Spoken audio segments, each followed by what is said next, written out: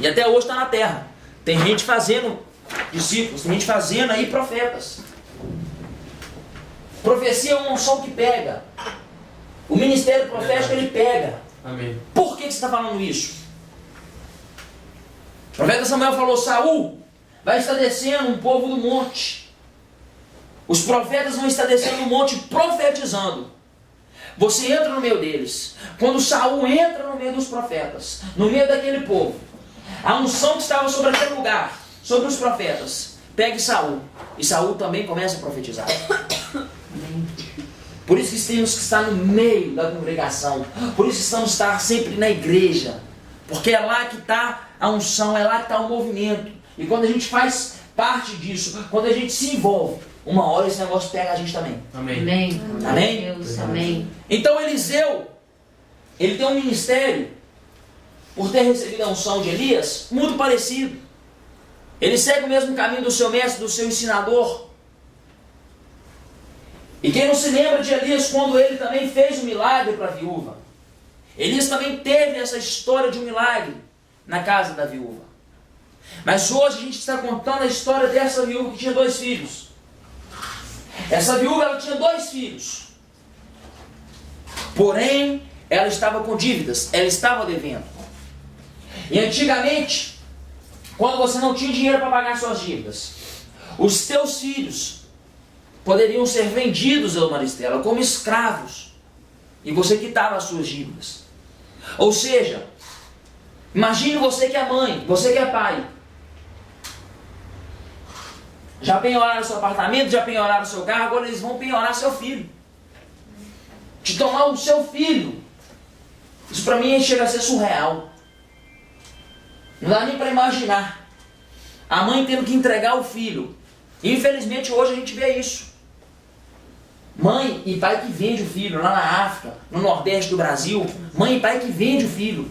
De tanta que é a necessidade, de tanta que é a miséria. Mas aí que começa a diferença entre o que serve e entre o que não serve.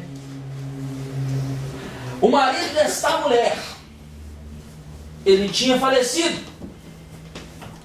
Porém, o marido desta mulher, ele era aluno, ele era servo, ele era ajudador do profeta. Esta mulher, quando ela vai até o profeta, desesperada, chorando, angustiada, acredito eu que ela estava até descabelada, já não estava mais sabendo o que fazer. Ela fala: tu sabes que o meu marido era servo de vocês, ele era da escola de profetas, ele era servo do Altíssimo, tu sabes, profeta. Sabe o que eu começo a aprender aqui? Sabe o que eu começo a aprender com essa mensagem? Que quando a gente é fiel a Deus, Maristela, de quando a gente serve a Deus, ainda que a gente venha morrer, as nossas obras, elas continuam falando. Glória a Deus. Quem serve a Deus, ele tem tanta autoridade, quem serve a Deus, ele tem uma herança tão grande, que mesmo ele morto, Maristela, ele deixa um legado, ele deixa uma história. É verdade. Então o que acontece? O profeta fala para essa mulher assim: você está devendo, filha? O seu nome está no Serasa? O seu nome está no SPC? Você está devendo no banco? Está chegando a boleta? Como é que é? Seu cartão está estourado? O seu problema é esse? O seu problema é só financeiro? Porque você perdeu o seu marido? Você perdeu o seu sustento? Você perdeu o seu alicerce? Ou seja, você perdeu a sua base? Às vezes, a sua base hoje não é o seu marido. Às vezes a base que foi retirada da sua vida não foi nada, às vezes, sentimental. Ou seja, da parte amorosa. Mas foi uma outra área que te deixou na mesma situação que essa viúva. Te deixou sem chão, sem esperança, sem perspectiva. Te tirou a alegria de viver. E você fica contando os dias, esperando a morte.